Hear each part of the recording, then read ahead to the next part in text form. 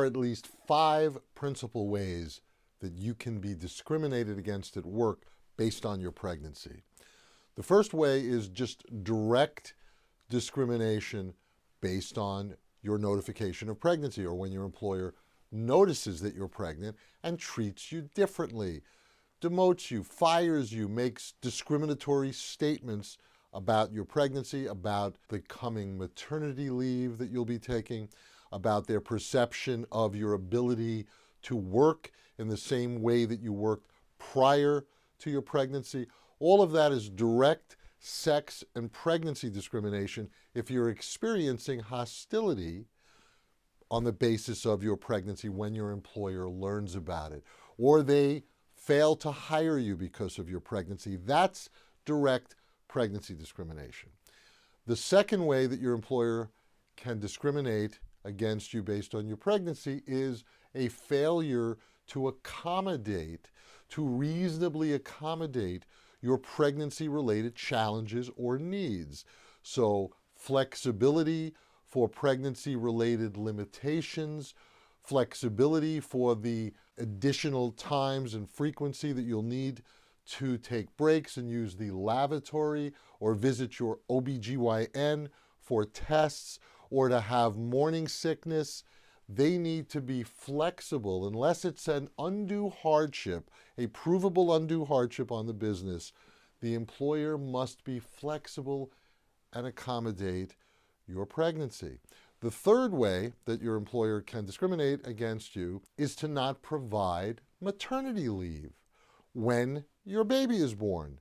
Employers come up with all kinds of excuses, saying they're too small or you haven't worked there long enough. None of that is legitimate.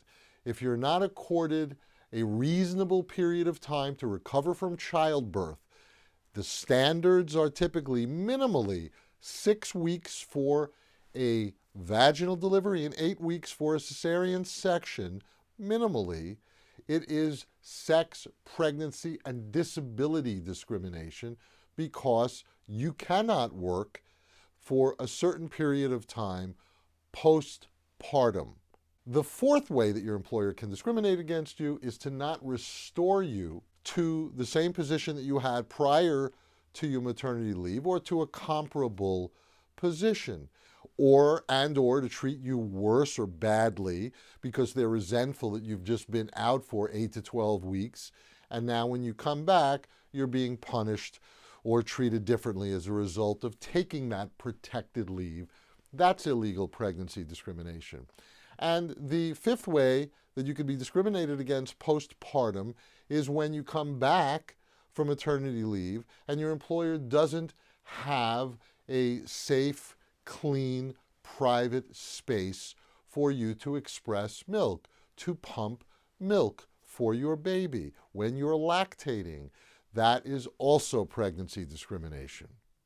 If you're experiencing any of these kinds of sexist, discriminatory, pregnancy-based challenges at work, feel free to give me a call. My name is Jack Tuckner, or call this office and speak with Deborah Orell, or shoot me an email, and we will be happy to consult with you in total confidence, free of charge, to see how we may be able to assist and empower you during this challenging time at work.